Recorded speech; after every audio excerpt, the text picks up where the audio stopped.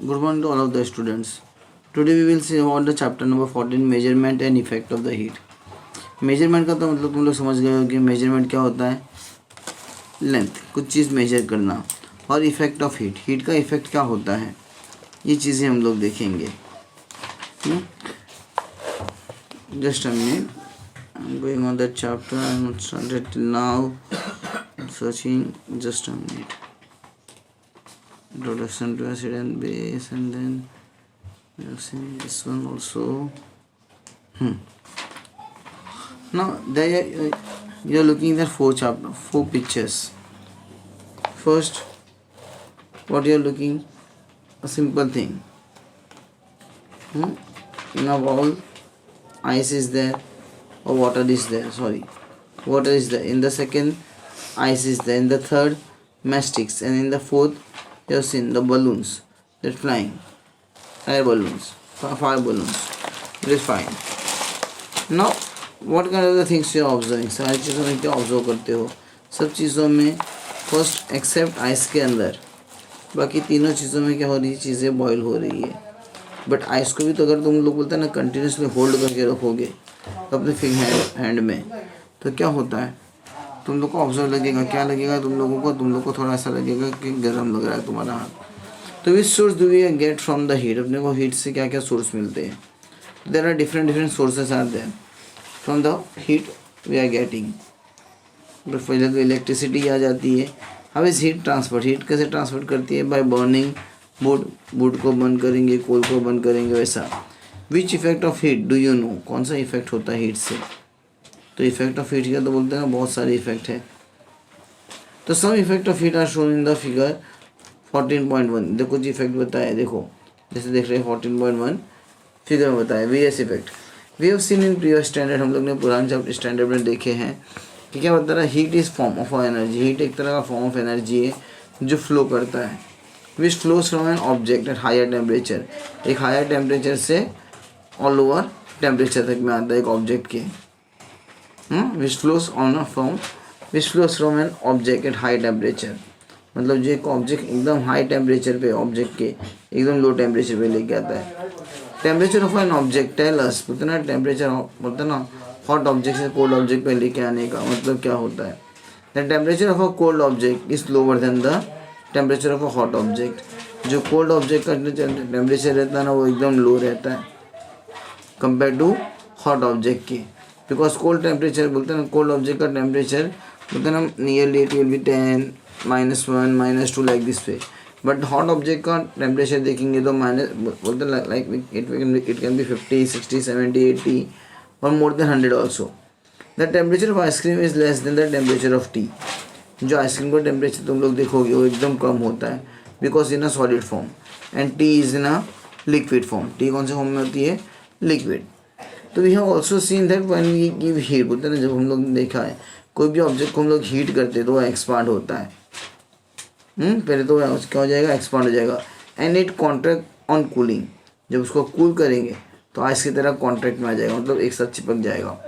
Also the state of matter changes due to heat. बोलते हैं ना जो स्टेट ऑफ मैटर है, सॉलिड, लिक्विड, गैस, ये भी चेंजेस में आ जाते हैं जब हम लोग कोई चीज़ वो स्टेट ऑफ मैटर को हीट, बोलते हैं ना कोई भी मैटर को हीट करेंगे या कोई भी एलिमेंट को. The unit of heat is in SI unit of joule. बोलता है जो यूनिट बोलते हैं ना द यूनिट बोलता है, यूनिट की बात कर रहा वो. तो unit of heat SI unit की क्या, SI unit of heat is what in a joule form. While CGS is in coming in a calorie form. CGS तुम्हारा बता रहा है कैलोरी फॉर्म, सेंटीमीटर ग्राम पर second. And this is SI standard international they are doing. 1 calorie is equivalent to 4.18 joule. जो एक calorie होती है 4.18 joule की इक्वल में रहती है. तो 1 calorie heat is the heat required to increase the temperature.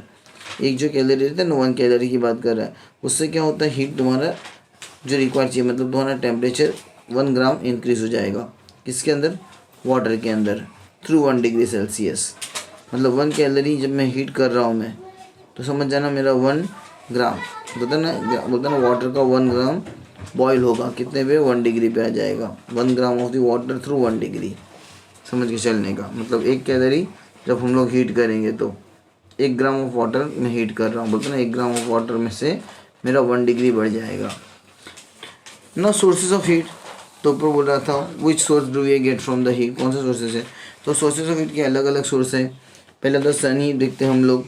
The sun is the biggest source of the heat, sun received by the earth. Sun क्या है, सबसे बड़ा सोर्स है अर्थ के लिए, जहाँ से उसको हीट मिलती है। A large amount of the heat is generated due to nuclear fusion. सबसे ज़्यादा एनर्जी हम लोग को कहाँ से मिलती है, न्यूक्लियर फ्यूजन से मिलती है, जो हम लोग ने लास्ट चैप्टर में पढ़े, लास्ट चैप्टर में पढ़े। न्यूक्लियर फ्यूजन क्या होता है, रेडियो एक्टिविटी, ये सब। तो nuclear fusion taking place in its centre, उसके सेंटर में होता है वो। In this chapter of hydrogen होता है ना, इन दिस प्रोसेस, ये प्रोसेस में क्या होता है, हाइड्रोजन न्यूक्लियर जो रहता है, जो हाइड्रोजन न्यूक्लियर होता है ना, टुगेदर बोलते हैं ना, हाइड्रोजन न्यूक्लियर सब साथ में आ जाते हैं और हीलियम न्यूक्लियर फॉर्म करते हैं, और उससे हीट क्या होता है, हीट का प्रोसेस स्टार्ट रहता है। तो सन में कंटिन्यूस ऐसे चलते ही रहता है और उसकी हीट चालू ही रहती है सन की। मतलब जो हाइड्रोजन न्यूक्लियर है वो साथ में आ जाएंगे और हीलियम न्यूक्लियर फॉर्म हो जाएंगे। Some of it reaches the earth in the form of light. कुछ ऐसे ऑब्जेक्ट भी रहते हैं जो मतलब होता है, कुछ हीट ऐसी भी रहती है जो अपने अर्थ तक पहुँचती है और लाइट और हीट दोनों मिलती है अपने को सन से। अब अर्थ की बात करते हैं। As the temperature at the centre of the earth is high, होते ना सेंटर पे, अर्थ के सेंटर पे टेम्परेचर में होता है ना, सेंटर ऑफ द अर्थ की बात कर रहा है वो, वहाँ पे टेम्परेचर एकदम कोर पार्ट पे एकदम हाई रहता है। The temperature is also a source, the earth is also a source of heat. Earth से भी अपने को हीट मिलती रहती है। The heat is called as an geothermal heat. जो अर्थ से हीट मिलती है अपने को, उसको जियोथर्मल बोला है उसने। जो अर्थ से मिल रहा है दैट इज जियोथर्मल हीट। मतलब जो अर्थ का एक जियो दिया, अर्थ का नाम, and then the thermal as an heat form.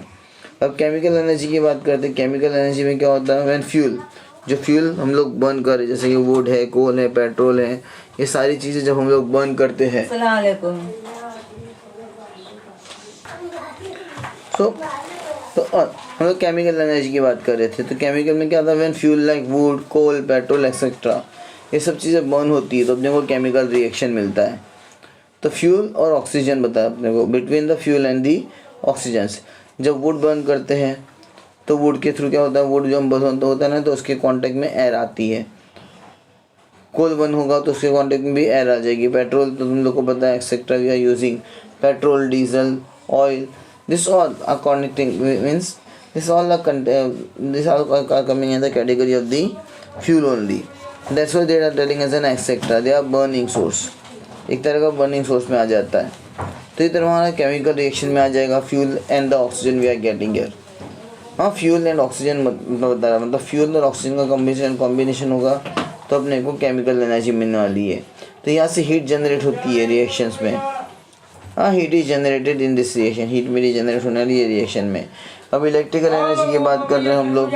तो इन योर डेली लाइफ, तुम लोग को पता है हम लोग डेली अपने पास डे टू डे लाइफ में अपने को ऑब्जर्व करते हैं कि बहुत सारे इक्विपमेंट ऐसे रहते हैं जो हीट प्रोड्यूस करते हैं इलेक्ट्रिसिटी के through, with the help of the electricity. Example, electric press देख लो, इलेक्ट्रिक हीटर देख लो, हाँ, इलेक्ट्रिक मोटर रहती है, ये सब इलेक्ट्रिकल एनर्जी के थ्रू वर्क करते हैं। तो इलेक्ट्रिसिटी भी एक सोर्स है अपने हीट के लिए। The electricity is also a source of the heat, remember. Now then coming is an atomic energy. Atomic energy, a huge amount of the heat is produce in a very short time. होता है ना, atomic energy में क्या होता है, एकदम short time में अपने को सबसे ज़्यादा एनर्जी मिल जाती है। जब न्यूक्लियर प्रोड्यूस होता है, मतलब uranium, thorium etcetera undergo fission. जो यूरेनियम है, थोरियम है, जब ये फिशन रिएक्शन में जाते हैं, जैसे बहुत सारे डिफरेंट एलिमेंट्स है, क्रिप्टॉन है, रेडॉन है, ये नोबल गैसेस वाली की बात कर रहा है। तो नोबल गैसेस वाले में बहुत से ऐसे एलिमेंट आते हैं तो जिसमें से क्या होता है, एटॉमिक एनर्जी अपनी प्रोड्यूस हो जाती है। तो इसमें सबसे ज़्यादा न्यूक्लियाई एलिमेंट निकलते हैं, जिसकी वजह से हीट, सबसे ज़्यादा हीट जनरेट होती है। तो this is use in atomic energy project. ये यहाँ भी यूज़ करते हैं, एटॉमिक एनर्जी प्रोजेक्ट में यूज़ करते हैं।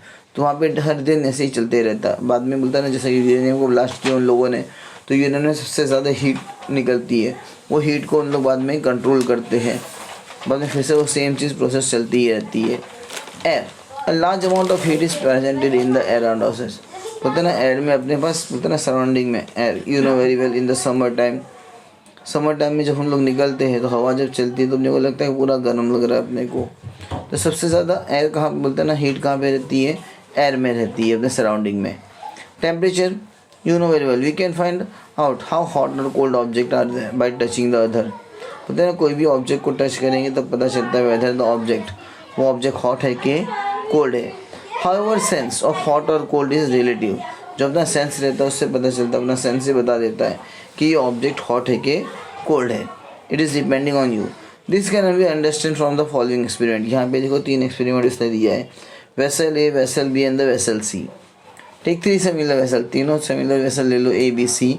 फिल ए, पहले वाले को बोलते हैं ना हॉट वाटर से फिल करो, बी वाले को कोल्ड वाटर से फिल करो, and put A and B, बोलते हैं ना put A and B in C. A और बी वाले को कहाँ पुट करेंगे, सी वाले वेसल में पुट करेंगे। And for 2 or 3 minutes just wait. Now dip both the hand in C. अब बोल रहे हैं दोनों वाले को कहाँ डिप करेंगे, सी में पुट करेंगे, ऐसा बता रहा है। तो what you will observe, it is like ना वार्म वाटर टाइप, एकदम हॉट नहीं रहेगा। Even both the hand are dip in बोलते ना water with the same vessel, बोलते ना सी में मैंने दोनों हाथ ही पुट क्यों ना कर दिया हूँ, तो अपने को टेम्परेचर अपने को राइट हैंड का क्या लगेगा, वाटर टू बी कोल्ड, अपने को लगेगा वाटर, राइट हैंड वाला टेम्परेचर मुझे क्या लगने वाला है, कोल्ड लगने वाला, लेफ्ट हैंड वाला मुझे लगने वाला है दैट इज़ लाइक ना हॉट टाइप। ये रीज़न क्यों होता है, क्योंकि मैंने जो वेसल ए के अंदर मेरा जो हॉट वाटर था हाँ, तो मेरा वेसल सी के अंदर जैसे ही वो हॉट बोलता ना लेफ्ट हैंड जाएगा तो मुझे क्या कर होगा directly, sorry the right hand will feel, बोलता ना जो राइट हैंड वाले को क्या लगेगा, मेरा वेसल ए वाले को कोल्ड लगेगा, क्योंकि वो किस में था, वेसल ए वाला हॉट ऑब्जेक्ट में था। तो हॉट ऑब्जेक्ट वाला जब ये वार्म वाटर के अंदर जो हॉट और कोल्ड दोनों का मिक्सिंग में रहता है, ये कॉम्बिनेशन में, तो वेसल सी में उसको लगेगा कि ये वेसल क्या है, कोल्ड है। बट जो वेसल बी में जो हॉट वाटर था, कोल्ड वाटर था, उसको ऑब्जर्व होगा कि ये वेसल सी क्या है, कोल्ड, बोलते हैं ना हॉट ऑब्जेक्ट है। ये रीज़न क्यों होता है, इट इज़ द सेंस। ये क्या होता है, अपने सेंस के ऊपर आता है। You must have to understand this activity, बोलते हैं ना एक्टिविटी को अंडरस्टैंड करने के लिए with that we cannot determine the temperature. अपन टेम्परेचर को डिटरमाइन कभी भी नहीं कर सकते बाय सिंपली टचिंग इट। कोई भी चीज़ को टच करके, बोलते हैं ना टच करके तो अपने को पता नहीं चलेगा। Also you may hurt yourself by touching very hot और कोल्ड ऑब्जेक्ट। हम लोग हर्ट भी कर सकते हैं, पता है कभी एकदम हॉट ऑब्जेक्ट या कोल्ड ऑब्जेक्ट। हॉट बोलते हैं ना ऑब्जेक्ट कभी एकदम हॉट भी रहता है, कोई ऑब्जेक्ट एकदम हॉट भी रहता है, कोई ऑब्जेक्ट कोल्ड भी रहता है, दोनों में प्रॉब्लम होती है। So we feel the need of some device, अपने को कोई डिवाइस लगता है मेजरिंग टेम्परेचर के लिए, तो that we are using thermometer. Thermometer से अपने को पता चलता है, thermometer we are using for the measuring temperatures. Thermometer हम लोग यूज़ करते हैं टेम्परेचर मेजर करने के लिए। Now we are using thermometer, we are using for the measuring the temperature. You have to read about the thermometer in the previous class. हम लोग पहले क्लास में होते ना पढ़ चुके हैं थर्मोमीटर क्या है। In this lesson you are going to learn, हम लोग लर्न करेंगे किस तरह से थर्मोमीटर कंस्ट्रक्ट कर सकते हैं।